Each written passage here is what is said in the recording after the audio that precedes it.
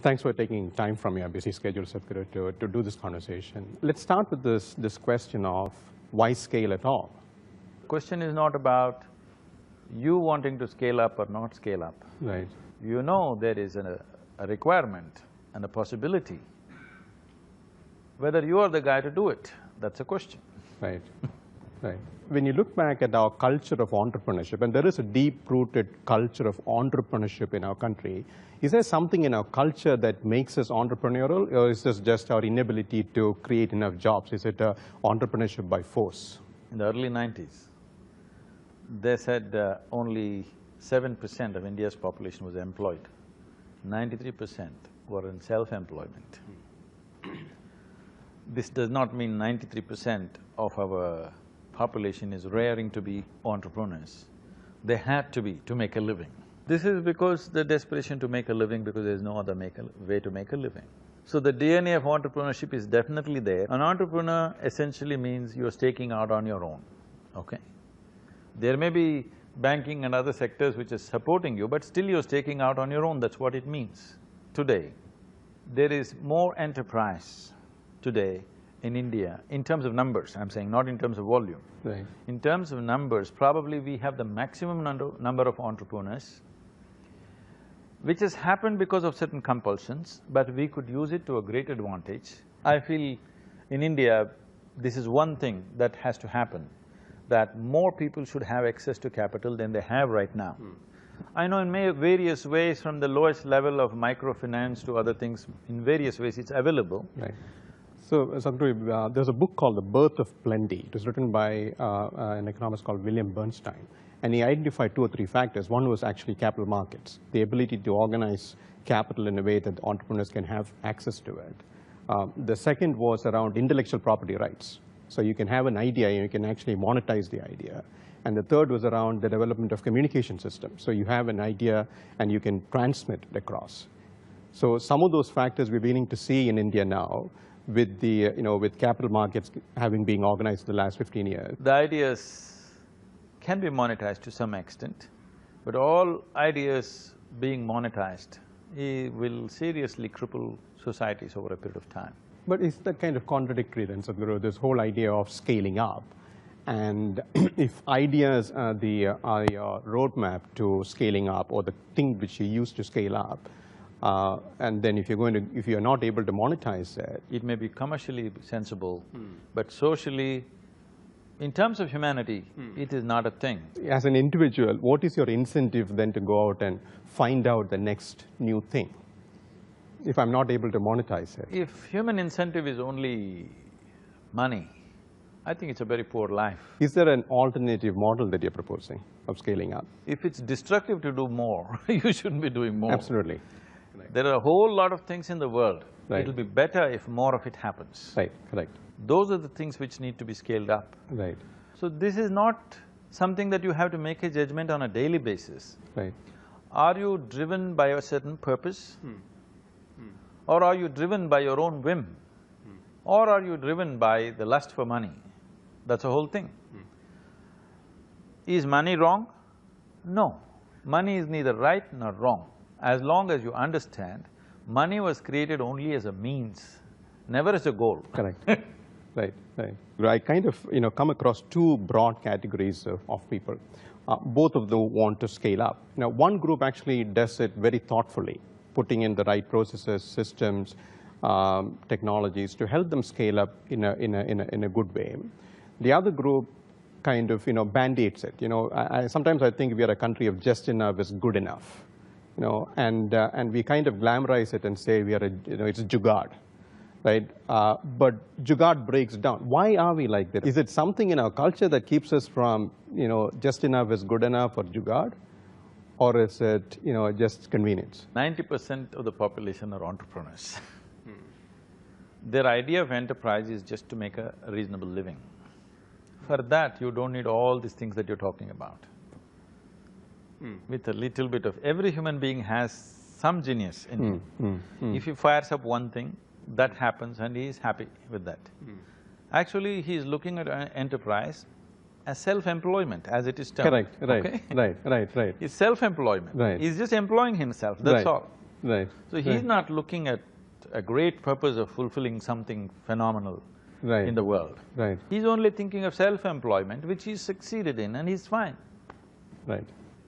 So you can't blame him for that, because first of all, he has no great vision or some other great enterprise in him. He's only thinking of self-employment and he's succeeding, and he's fine, you can't blame him for that. Right. All these other parameters of success that you're talking about is true if you come with a certain fundamental. There are many aspects of enterprise which will not fit into the structures that you're talking about. As it grows, you have to evolve structures. Correct. The role the mind plays, right? And I'm not talking about entrepreneurs who are there by force because they can't find employment. You know, if you take that segment of the entrepreneurial population out, the people who are in there by choice, they want to scale and they've overcome the fear of failure because they are already chosen to be an entrepreneur.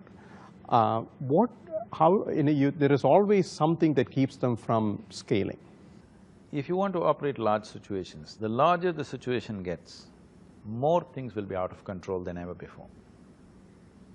If the situation is small, you can keep everything under control. Once it gets large, a whole lot of things will not happen the way you think they should happen. Correct. For most human beings on this planet, the only source of misery in their life is something is not happening the way they think it should happen. That's the only reason people are unhappy. Correct. Life is not working the way they think it should happen. Correct. So, the fear of suffering is the biggest block for any kind of enterprise. You must first of all work upon yourself, which is completely missing. Right, right. You are stepping into areas where there could be, well, 50% chance of failure. Right. If there is 90% chance of failure, if you shoot, you are a true adventurer. And if you succeed, I mean. Correct, right. If you get killed in the way, nobody thinks you're an adventurer, they'll think you're foolish. Right. But if there is a 90% chance of failure, nobody wants to go there. Right. You go there and if you make it a success, Right. then you're a celebrated adventurer. How do you overcome that fear of suffering? You don't overcome the fear of suffering. You need to understand that all human experience is being generated from within. Fear is a great crippler of everything. Yes. And it's not a good feeling to live with. Right, correct, right. Scaling up, which is people, right? And it's just not an entrepreneurs alone. In any organization, you can get to a certain level of size with a certain set of people. And then to take it to the next level, you need another set of people to come in, right? When you start off, you will seek support from people, whoever is around you. Maybe it's your brother, it's your uncle, your neighbor, your friend.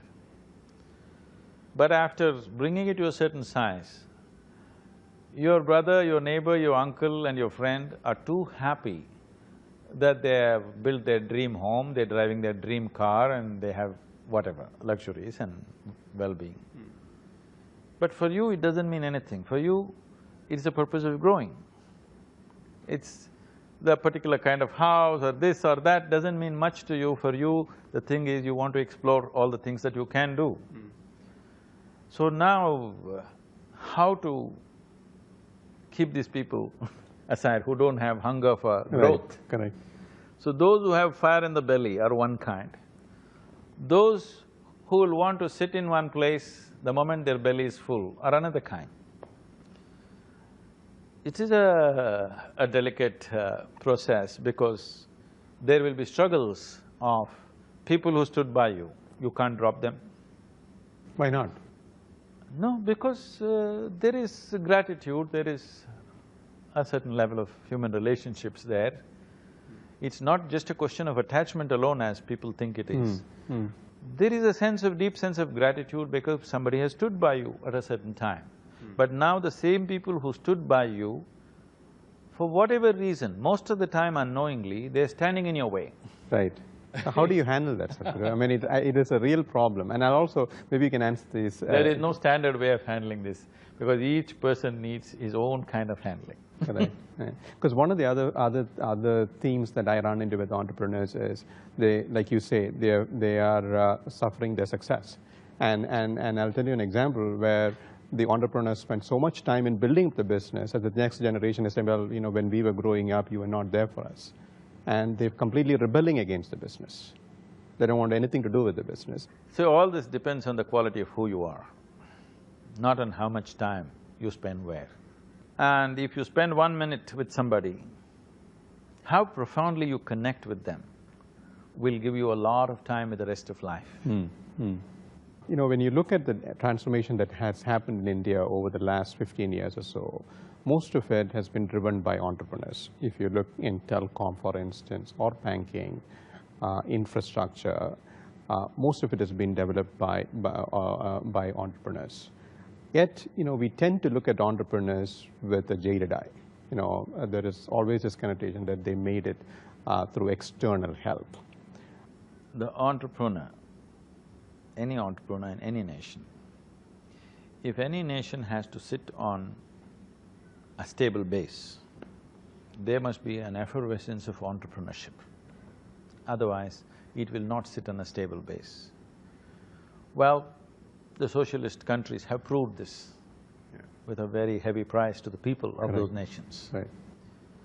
If it does not sit on a wide base, it is bound to fall. So, an effervescent entrepreneurship is needed. Should it have outside help? It must. The government is here to help the entrepreneur, to facilitate what is entrepreneurship.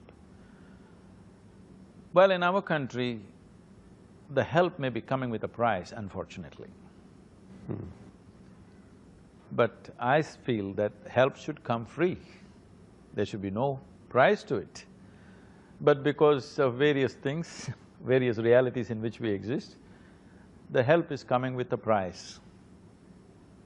I feel if we take away the price, if the help comes free, then I don't think this negative tag will stay.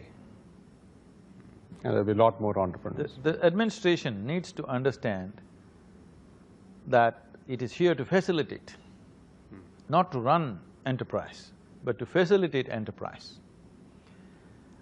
The moment I say this, people think in terms of, oh, you want to go into capitalistic. Capitalism is a dead thing.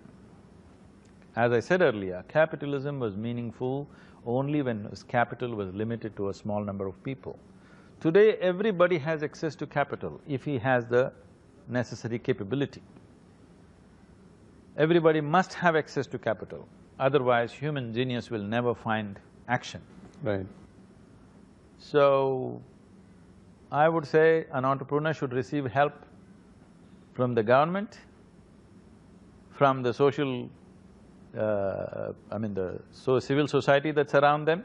Right now, civil society thinks they must protest against everything. No, so civil society must involve itself in facilitating this without a cost. Well, I would say even the spiritual and religious leaders must support the entrepreneur. An entrepreneur should also seek divine help, because without grace there will be no success. So wherever he needs help, he must seek help, because if his success has a larger purpose, and his success has a larger purpose whether he realizes this or not, anything that succeeds in the world always benefits many people. If only one person is benefiting and others are not benefiting, that's called a crime. That's not called enterprise, isn't it? Right. An enterprise is something that benefits. There's an African, saying which says, when the lion feeds, everybody gets to eat, okay? Right. Okay, lion eats a major share. Right. He eats the parts that he wants to eat. Right. But everybody gets to eat. Correct. It is the work of the administration, it is the work of the policymakers to make the policy in such a way that the lion will not die of indigestion, excessive eating. Correct. And everybody else do not die of starvation. Right. That is the business of the policymaker. An entrepreneur need not think of these things. His thing is to make the enterprise into a success. To spend my time and labor in coming up with new ideas because I can't benefit from it. That is definitely an issue in the current scenario. But what I feel is,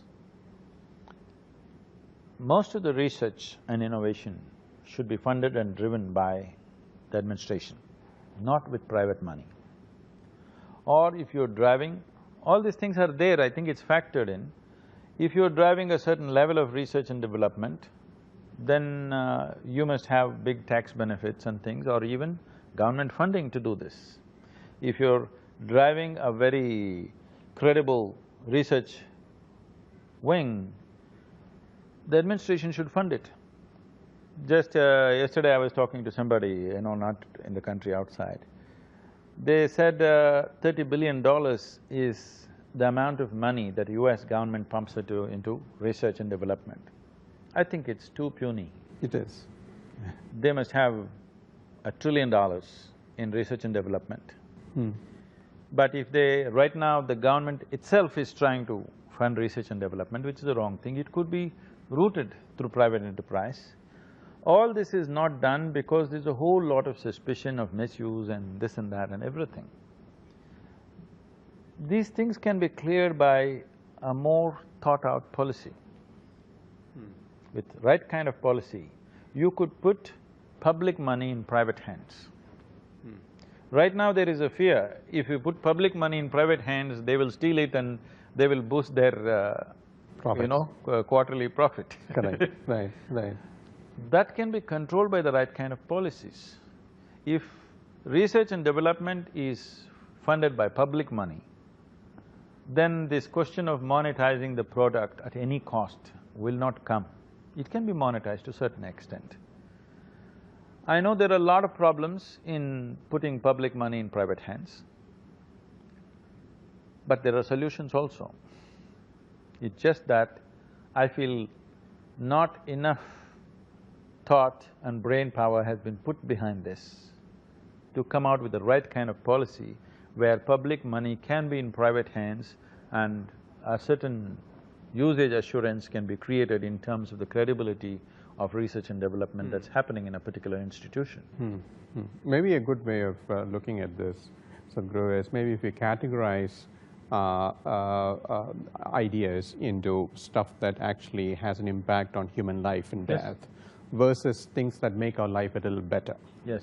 Right? We can definitely categorize right. And things are of life significance. Correct. Right. And things which are other things. Right. See, somebody comes out with a new type of car. Right. Which is a luxury item or a speed item or something, that need not be… that is an individual thing. Exactly. But somebody comes up with a car which is going to save energy in a big way and going to make a difference for the world's environment. Correct. Right. Then it needs to be handled in a different way.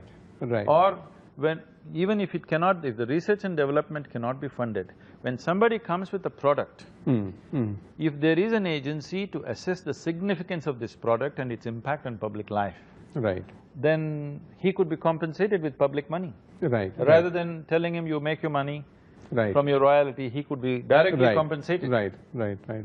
But then, if I stretch that example a bit, I think that was the whole idea of communism, right? A central group of planners deciding what to grow, where to grow it, and who will grow. No, I'm not talking about that. See, this is individual enterprise. But you developed a product. Instead of you collecting your money for the next 17 years, if I make an assessment as an administrator that your product is of this kind of significance… But that's exactly where the issue is, Sadhguru. How does an administrator get the expertise to decide whether my product, how the profits should be shared and whether my product should be publicly funded, privately funded? That's where the whole idea of the marketplace, marketplace deciding… See, that is the whole thing. See, if right now there is a disconnect between the policymaker, the administrator and the enterprise. Right. If you want a society or a nation to flourish, all these things have to work in tandem. Right now you think they cannot understand. If they cannot understand, how have they made the policy? How are they implementing it? So always these are three entities which are working against each other, always disagreeing. It need not be so. We have to produce a more cohesive and a coherent social structure. Means the policymaker, the administrator and the entrepreneur and the end user, all these people must be in sync with each other. We have to strive towards that. If we want maximum utilization of human genius and human effort, Right. otherwise it will be always working against each other. Right. We don't understand we are the parts of the same machine. Correct. Right. If we do not understand that, we will work in a frictious way. Yeah. The volume of friction that you create between one part and the other part will determine the inefficiency of the machine. So in order for us to get to that level in the world, Sadhguru, you know, this is where your work becomes extremely important in terms of transforming individuals, right? Where you're not looking at your self-interest, but at a larger, you know, you're seeing the whole world as a part of you. Because otherwise we'll end up with all of these scams that we have going on today, whether it's Colgate or Spectrum scam, because there's one group of individuals deciding who gets access to the coal or who gets access to the spectrum, where there will never be an alignment between the administrator, between the private party, and between the consumer, unless there is a waking up of the consciousness at a much more deeper level. So that's the essential thing that the world is yet to recognize. Ultimately, it's the quality of human beings that we produce, which will determine the efficiency of everything that's happening. Right. So I've been repeating this continuously. If we feel that what we're doing is if you feel your work is important, the first thing that you need to work with is you have to work upon yourself. Correct. This is a culture that existed in this land for a long time. First thing is you work upon yourself, then only you touch the world. Right. This we must bring it back at least into those who are going to be entrepreneurs or administrators or policymakers. The leadership in the country and in the world must have this inner experience and inner strength, inner balance, which is not determined by outside forces. Exactly. So with that, Sadhguru, thank you very much for spending the